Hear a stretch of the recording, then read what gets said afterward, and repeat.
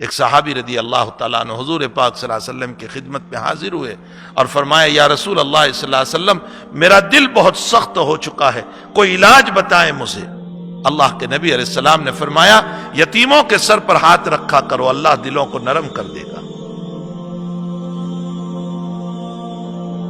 آج یہ حالات جو ہیں، معاف فرمائیں، یہ حالات جو اس وقت دور دور تک میری بات کو جو اس وقت لائیو سن رہے ہیں، کیوں اتنے ہاتھ دعاؤں کے اٹھ رہے ہیں؟ یہ بلا دور نہیں ہو رہی ہے، یہ وبا دور نہیں ہو رہی ہے۔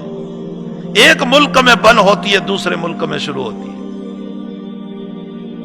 ایک ملک میں سد باب ہوتا ہے، دوسرے ملک میں شروع ہو جاتی ہے۔ پوری دنیا کو اپنے لپیٹ میں رکھا ہے۔ کیوں؟ اس لیے کہ یتیموں کی آہیں جا رہی۔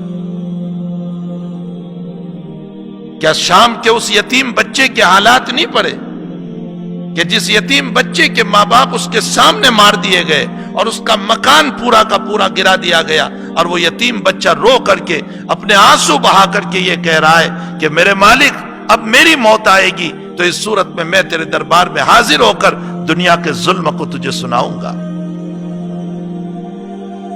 کیا وہ یتیم بچوں کی آہیں اللہ نہیں سن رہا ہے؟ کیا وہ معصوم معصوم بچے آپ نے ویڈیو دیکھے ہوں گے کہ جو ترکی کی ریور اور ندی کے کنارے اور سمندر کے کنارے بہتے بہتے آ جاتے ہیں اور ان معصوم بچوں کو اٹھانے والا کوئی نہیں ہوتا؟ کیا ان معصوموں کی دعائیں اللہ نہیں سن رہا ہوگا؟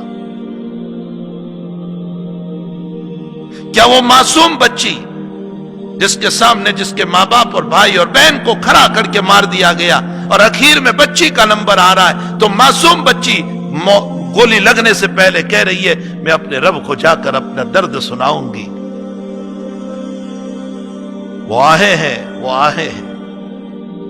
اور ہمارا حال یہ ہے کہ کھانے پینے میں اتنے مست ہیں، اتنے مست ہو چکے ہیں کھانے پینے کے اندر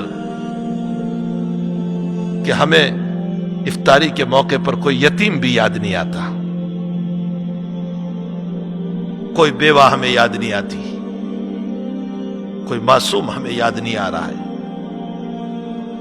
کہاں گئے ہمارے دل؟ ہمارے دل کہاں چلے گئے؟ ثم قست قلوبكم من بعد ذلك فهي كالحجارة او اشد قسوة وان من الحجارة لما يتفجر منه الانهار وان منها لما يشقق فيخرج منه الماء۔ ہمارے دل پتھر سے زیادہ سخت ہو گئے۔ آج یتیموں کی سسکیاں اور بیواؤں کی آہیں، جس کی وجہ سے اللہ نے اس کائنات کو اپنے لپیٹ میں لے رکھا ہے، کیا ہم مزے کر رہے ہیں؟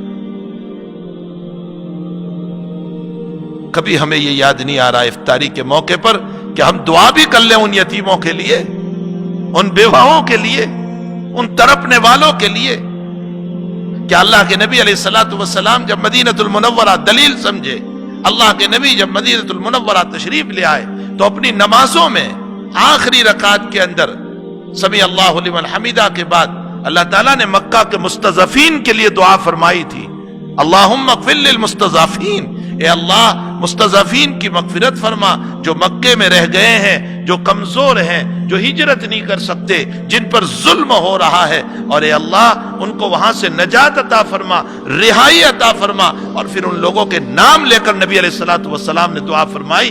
کیوں نبی نے مدینہ شریف میں آنے کے بعد مکہ کے ضعفاء کو، مکہ کے کمزوروں کو جو ایمان لے آئے تھے لیکن اپنی استعداد نہیں ہے، طاقت نہیں ہے، بیماریاں ہیں، ضعف اور کمزوریاں ہیں، ان کو ساتھ لے کر چلنے والا کوئی نہیں، ان کا سپورٹ کرنے والا کوئی نہیں کہ وہ سفر کر کے مدینے آ جائیں، اور وہ ظلم کے اندر مکہ میں پھنسے ہوئے۔ اللہ کے نبی علیہ الصلوۃ والسلام نے مدینۃ المنورہ میں عشاء کے آخری رکعت کے اندر قنوت نازلہ کی شکل میں اور فجر کی آخری رکعت کے اندر قنوت نازلہ کی شکل میں مکہ والوں کے لیے بد دعا فرمائی، اور ان مسلمانوں کے لیے جو ضعیف اور کمزور ہیں ان کے لیے دعائیں فرمائی، اور امت کو اس بات کی تعلیم دی، اے لوگو تم اطمینان کی روزی کہیں کھاتے ہوں گے تو امت کے ضعیفوں کو بھی یاد کر لینا۔ کبھی ہمارا ذہن اس کی طرف نہیں گیا؟ ہاں حدیثیں تو ہم بیان کرتے ہیں لیکن ہمارا ذہن اس کی طرف نہیں گیا کہ نبی کیا تعلیم دینا چاہتے ہیں ہم کو اس روایت کے اندر، کیوں مدینے میں بیٹھ کر مکہ والوں کے لیے دعا کر رہے ہیں۔